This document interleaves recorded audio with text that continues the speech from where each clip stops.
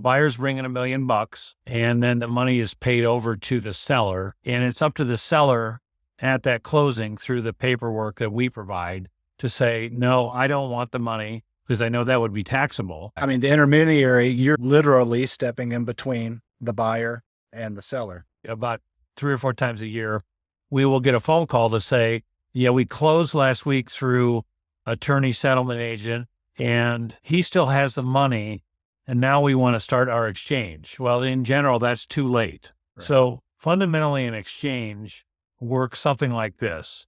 You own an investment property, and this could be a commercial building, multifamily residential, single family residential, raw land, but basically any real estate which is not considered personal use is qualified to be involved 1031 exchange. There's no replacements. There's no going back. That's it. And people whine all the time that, well, I identified 3 properties and they sold to other people, and now I'm out of luck and I should be able to substitute or something. And the statute has no tolerance, no provision for that. Welcome to another episode of Talking Expat Taxes. Today I'm here with Scott Haislet, and he's going to school us a little bit on some 1031 exchanges.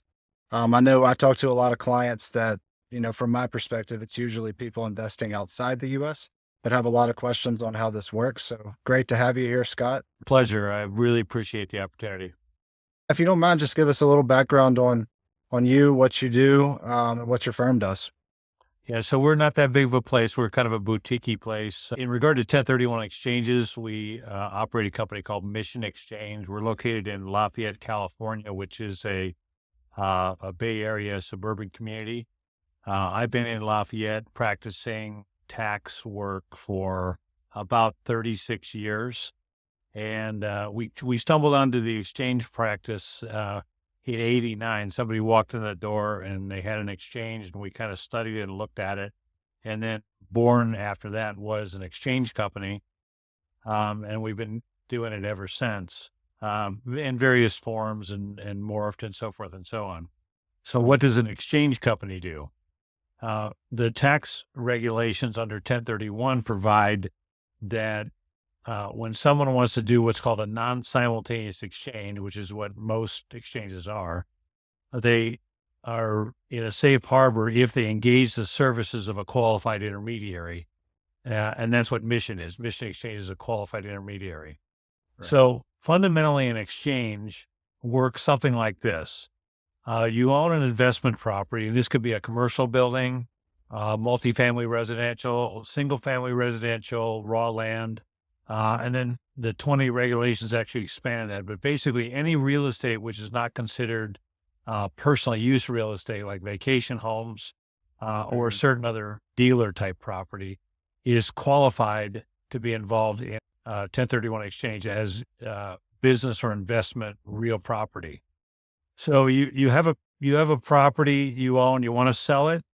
You call Alex and you say, okay, well, if I sell this property for $1 million, am I going to pay any taxes? And he looks it up and he said, oh, you bought the property in 1990 for $5 or something, and you're fully depreciated, and your gain's about $900,000, and federal and state taxes being what they are, you live in maybe a high tax state or something, but maybe you're going to pay $300,000, and you don't want to pay $300,000, particularly since you want to continue to invest in real estate. You just want to get out of what you're in.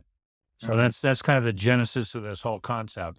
So mechanically, what happens is that we have a taxpayer who's selling. They call up their real estate agent, just like any other real estate transaction. They say, we want to sell. How much are we going to get, et cetera, et cetera. They list the property for sale. The broker procures a contract from a buyer. They open an escrow. And at that point, the escrow will typically, from a pure real estate transaction point of view, it's typically anywhere from 15 to 90 days between the time that contract is ratified and the closing date. So during that escrow period, the taxpayer wants to do an exchange, and I'm loosely calling it an exchange for the moment, but that's what it is. Yeah. They would call us, for example, and we have many competitors, and there's major title companies that are competitors and so forth. But they would call us up and they'd say, okay, we're selling Blackacre, and we want to do an exchange. We don't want to pay the tax, but we want to use the proceeds, and we want to go back into another property, which has either been located or perhaps has not yet been located. So that's kind of the fundamental mechanics of how it starts. Okay. So you go through, let's say you go through the closing time frame, and you sell for $1 million, net of all the selling expenses, just to keep it easy. And you said there's no loan gets paid off. So at May 15th, on the hypothetical closing date, we would have, ordinarily the seller would get the money. And at that time, the seller would be, that would be a taxable event. It would be gain recognition, liabilities would be due and reported on that year's tax return. So by contrast, if the services of a qualified intermediary are implicated, we go through a bunch of sort of formula paperwork, an exchange agreement, and so forth. The upshot of that is that the money from the closing, the settlement attorney, the closing agent, whoever the case may be, they transfer that money to our company, holding a trust account, a segregated trust account on behalf of the taxpayer. And if you follow that and you follow certain other guidelines that are not easy to, or not hard to do, then you avoid the recognition at that sale date. And now you leave open the possibility to buy a replacement property.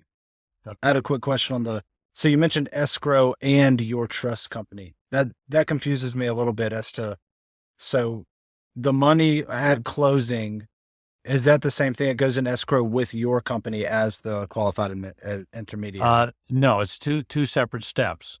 So I know in a lot of the eastern and southern states in the United States, there's a settlement attorney, and I suspect that in the foreign jurisdictions, it's going to be a law office, typically. In the western states, in California, for example, we don't use lawyers for closings. We use title companies.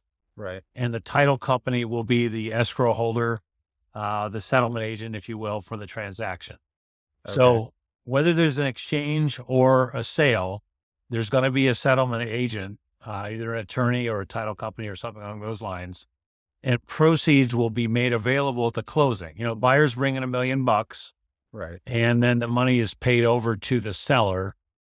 And it's up to the seller at that closing through the paperwork that we provide to say, no, I don't want the money, because I know that would be taxable. But instead, what I'd rather have the money sent to Mission Exchange, so that so it goes to escrow first, and then correct. It goes to you. So that's when the decision gets made. Give me the money, pay tax, give you the money, right? Defer. And it's very critical. And it's kind of a sort of a standing joke around here. We, about 3 or 4 times a year, we will get a phone call to say, yeah, we closed last week through attorney settlement agent, and he still has the money, and now we want to start our exchange. Well, in general, that's too late. Okay. All of the paperwork, our company has to be implicated in the closing. And so it's a legal fiction by which our company is actually the seller for tax purposes, and our company's name will appear on the closing papers. And those papers will designate instructions signed by the taxpayer to transfer the funds from the settlement agent to our company. So from a timing perspective, this all needs to happen prior to closing, because it's going to clearly affect the closing documents that get signed. That is correct. I mean, the intermediary, you're literally stepping in between the buyer and the seller as the intermediary of this transaction. That is correct. And so, we like to have a little notice, although we are famous for emergencies as well. So we get 24-hour turnaround time is not appreciated, but oftentimes happens. Right. Gotcha. And I'll ask one more question before we go to the next step, because I think this will be important to the listeners. Is you mentioned it can't be a personal property, and you also said it can't, there may be problems with it being vacation property. So I think that's an important point. If you have say a rental property in Costa Rica, and you spend 3 months of the year in that property, is that off the table, or is that a complicated answer? It's not necessarily off the table. I mean, I can get really, nerdy here at this point. There are Yeah. some rulings. So you can imagine that there's a continuum. I mean, on the one end of the spectrum, if you have a commercial office building or a multifamily project and you're renting it and your whole aspiration is non-personal, well, that Right. clearly Clearly. qualifies. Exactly. If Yeah. if you exclusively use a property as your principal residence or as a secondary residence with no rental um, application, well, that's not qualified very clearly. Right. Then we have what you just said, which is we do a little bit of both. Right. So, and we only have, I mean, I could regale you with 8 hours of analysis, but Right. Right. basically at that point, we need some tax person, usually it's a tax preparer, or perhaps an outside consultant to evaluate the upshot of the use of the property. And it might Okay. be that the property doesn't qualify. And then in looking at some rules regarding um, what does qualify, notwithstanding personal use, now we might want to hold off on the sale and rehabilitate the characterization of the property by reducing or eliminating our personal use for, say, a year or two, and then selling it at that time, so you don't implicate any sort of situations that screw up the 1031 exchange. Understood. So And, if you're and in those that discussions, situation, and those yeah. discussions should really happen in what I call the just thinking about it phase. Because Right. if you're in escrow, you're on the train to go closing, and you can't really do a lot to rehabilitate the character of the property. Right.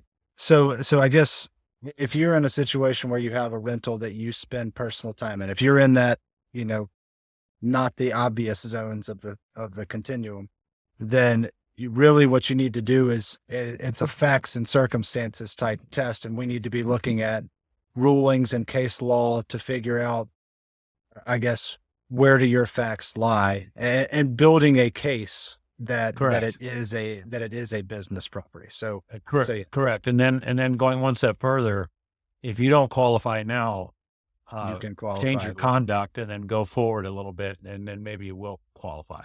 Right. Okay. Understood. Yeah, that's a very important point because a lot of people I talk to just assume because I mean the rules used to be there wasn't this strict business property rule at one point, right? You could That's not true. That's always been that way.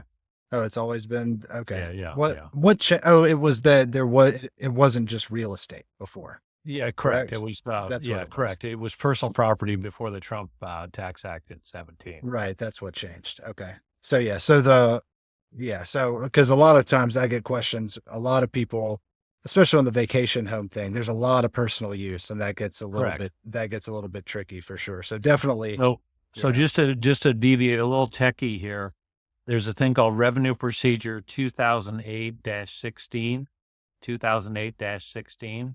Hmm. Doesn't take that long to read it. If you comply with the conduct and the timeframes and the testing periods that are shown in that RevProc, then the IRS will guarantee that you will qualify for 1031 exchange. Okay. So they have So this that's bright line type testing. a good point of reference. If you don't qualify it for it, not qualifying for the safe harbor doesn't knock you out, but it puts you back into a more general facts and circumstances test. Hmm. So that's a starting point for Okay. practitioners or taxpayers to read that.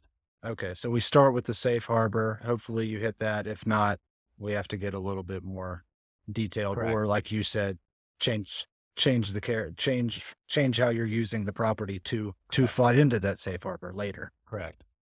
Okay. All right. So that's all good stuff. So now, we're at closing. We've hired you. We, it's moved from escrow into your trust agreement. What's the next step from there? Okay, so let's use an illustration here. May 15th is a closing date. Hmm. So the statute says that a taxpayer wishing to buy a replacement property has 45 days, which would be June 29th, to make a written identification of usually up to 3 potential replacement properties. So if I'm selling for 45 days from closing. from closing, yeah. So we say May Okay. 15th to June 29th is And I only use that and remember that because I have that in my class that I teach. So, Okay. Yeah, I got you. so on or before June 29th, the taxpayer is sending us a letter or some sort of transmission timestamped on that date saying, okay, I'm identifying property 1, property 2, property 3, and they must be very specific. And it's not done in a vacuum. I mean, part of our service is to coach the client as to what might be possible, what might not be possible. Right. So as a practical matter, usually around day 40, before you're reaching that deadline, we say to clients, send us an email or a scan of what you propose to identify, and we will evaluate that to see that it meets your needs. Because once the 45 days is over, there's no replacements. There's no going back. That's it. And people whine all the time that, well, I identified 3 properties and they sold to other people and now I'm out of luck and I should be able to substitute or something. And the statute has no tolerance, no provision for that. Gotcha. And it's just 3. Is that what you said? You can't. Just 3. There is another 12 rule that allows you to do multiple, called the 200% rule, but we start with just 3 to keep it simple. And there's a whole reason why that is. Right. And again, I'm coaching. So usually what happens on the exchange things is they call me directly. I mean, part of that background thing you were talking about earlier. So I am a CPA and I'm a tax attorney and I do tax returns and I do, other kinds of work. So I'm not just the clerk taking the phone call and that kind of thing. I'm actually in the weeds as far as, what all these things mean and how to do it and how to navigate it and so forth and so on. So when somebody calls me with an inquiry for a potential case, I will definitely spend some time with them on the phone as gratis and basically say, hey, I'm going to ask you all about your transaction and we're going to figure out what you want to do and why you want to do it and all that kind of stuff. Right. So that will give them some insight. It will give me some insight to help them decide whether they're going to do 3 properties or some other number that might be permissible under the rules. Okay. Understood. And so at that point, and maybe I'm jumping ahead, but what if you don't find a property and you're like, you know what, this isn't for me. You just can take the money back and it's just going to be a gain as of. Yeah, that's correct. So for tax purposes, if you don't identify anything by the due date, which in June 29th, the illustration, your income recognition date is June 30th, is the next day. Okay. And that's said to be the day of failure. And let me just drop a little preview. I could see how that would be or you could run into, if your closing date was December 15th, that could push you into the next year. Yeah, well, that's what I was going to say, but it can be an advantage too. So for those people who are closing after July 4th, if they go into an exchange and even if they ultimately don't buy something, the failure rule also applies on day 180, which we haven't talked about. If you go to the end of your exchange period and you don't buy anything, the next day, day 181, is the recognition date. So there's a concept of pushing it over into the following year under the same principles used for installment sales. Right. Okay. And so you can pick this year or next year, depending on how you feel. Okay. Interesting. All right. So let's say we picked our 3 properties and, we hit our 45 days. So now you have to pick one, right? Well, essentially, I mean, let's back up for a minute. As a practical matter, we encourage people to close before the 45th day. Okay. Because think about the seller gets wind that you're in an exchange and you have to close because you have no more selection. Well, they're right. and you want to get the repairs paid for. They got you over a barrel. Yeah, exactly. So we encourage people to line up their properties, and you could even be in contract to buy something on day 5. Right. You don't have to wait. You can do it. You can do the same day. You can do it simultaneously. And there's even a concept of doing it in reverse order. I was going to say, what if you were under contract before you sold your property? Well, being under contract. So if you close the sale on May 15th and you close the purchase on May 16th, then that's considered a forward style exchange. Sell first, buy second. Right. There is a concept of closing the replacement property prior to that May 15th date. That's a reverse exchange. Okay. And that eliminates the 45-day problem. So that's an option to do it. That's an option. It's a little more expensive from our fee point of view, and it's also a little more unwieldy, shall we say. But depending on who it is and so forth, it is a possibility. And a lot of people choose that option.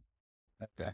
But as far as like technically what it means to identify a replacement property, you don't It's a form. It's a form you sign, you mail to us. That's all it is. That's all it is. Okay. It doesn't mean you're under contract or Correct. anything like that. But practically, you're better off getting under contract, trying to close within that 45 days. Just I say at least get in contract because you got something you can fall back on. Right. So. Right. Because there's no do-over. Like if you're under contract for that property, or I guess if it takes past the 45 days to close, you're still okay because that's fine. That gets into the next. I'm sure there's another rule, right? Another time test we got. Well, the second part of the statute on the non-simultaneous exchange is the 180-day exchange period. Mm-hmm. So in that same example, when you close on May 15th, you're closing the purchase of the replacement property not later than November 11th, which is 180 days. People say 6 months all the time. It's not 6 months. It's 180 days. So November 11th is the 180th day. So one of those three properties that you selected in that identification process must close on or before November 11th to satisfy the exchange rules and get the deferral. Gotcha. And if it doesn't, you're back to taxable gain. Then the failure date would be November 12th in that example, and that would be the gain recognition date for tax purposes. Okay. Understood. All right. So those are after closing, our dates are the 45-day replacement property date and the 183 closing date. Correct. Running concurrently. Right. Gotcha. Okay. Interesting. All right. Yeah. So, I mean, that's I guess that's it as far as the steps, right? I mean, correct. I mean, people, a couple of things I've noticed over the years, people or their real estate agents, they get freaked out about exchanges and they don't want to do it, or they try to talk the client out of it because they don't understand it. So what I say to them is, number one, it's a sale and a purchase, and all the ordinary headaches of a real estate deal are incumbent in each of these things. Mm-hmm. The exchange part of it is just an extra layer of bureaucracy, frankly. But it does have the value of avoiding the taxes on a sale. We're always here to coach. And then if the real estate agent realized that they get a sale and then they get a purchase and there's a deadline to get paid the next commission. So they should be happy about this. Right. There's some incentive on their side. Yeah. Understood. Okay, cool. Yeah. I mean, and I guess one thing I'll point out on the foreign thing, just because we were talking more generally, but foreign, it's important to understand it has to be a foreign to foreign transfer. That is correct. So the statute says property. if you sell in the United States, the only properties in the United States are eligible. If you sell outside the United States, then the only properties outside of the United States are eligible. Right. And importantly, that could be anywhere outside. So if you sell a property in Costa Rica, you could buy one in Panama. That is correct. That's fine. It doesn't have to be within a foreign country. It's foreign and U.S. Understood. What else from a foreign perspective have you run into that causes issues? I think you and I talked one time about that escrow piece maybe being problematic sometimes, depending on how they escrow. I mean, the most recent one we did, the money piece of it is usually where the most challenges are. Yeah. So we actually closed a deal in London, a sale, and then about 2 months later we closed the purchase. So the taxpayer was actually located in California, but he had the properties in England. Mm-hmm. When we closed the first deal, and they've got settlement attorneys in England, so when we closed the first deal, all of our paperwork is sort of like extra. It's, sort of this addenda that they don't understand, don't appreciate, don't care about, frankly. Right. But they usually just are as a courtesy, they're accommodating all this jazz. Mhm. And in this case, what we did was the English bank or the English settlement attorney actually sent pound sterling to our bank in California, and then we converted to US dollars.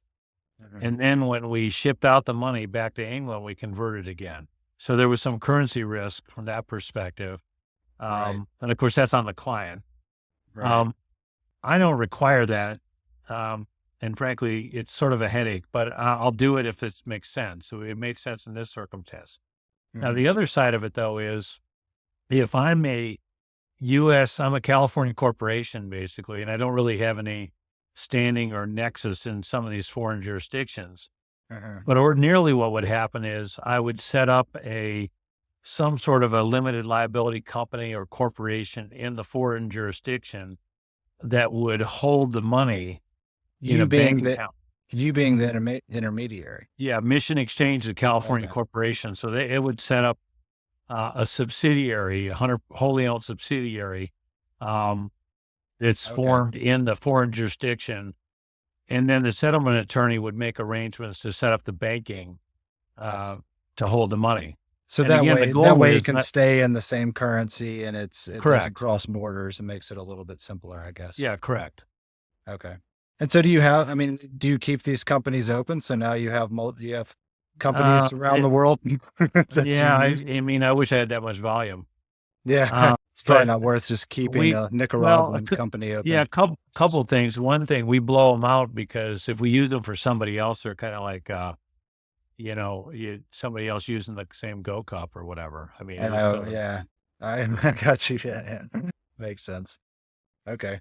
Yeah, so that makes sense. So you can do it either way though. Like you could set up a company in the foreign jurisdiction, or you could get it to transfer to the California corporation. It just kind of depends locally on Yeah, what's possible, what's more convenient. right. Um, yeah, and the cost. I'm sure. I mean, it's not free to set up a foreign Yeah, company right, and do that sort of thing. right, right. So, all right. Although our experience with Costa Rica is, I think everything down to your ATV is incorporated, as I recall. I Right. did have yeah, it's a pretty interesting place. Yeah. So yeah, I'm in Costa Rica right now. I know we talked about it, and I do a lot of work with people down here. But yeah, everybody, yeah, you set up the SRL or the limitada for Yeah, everything you own, and a lot of it has to do. I found is with the ease of title paperwork. You know, right. it's easier for you to have attorneys and things as opposed to individually Yeah, signing that agree. authority over. That's been my experience as well. But I think there's also some, you can charge people money to set up an SRL for I everything. agree. I understand. I But, get it.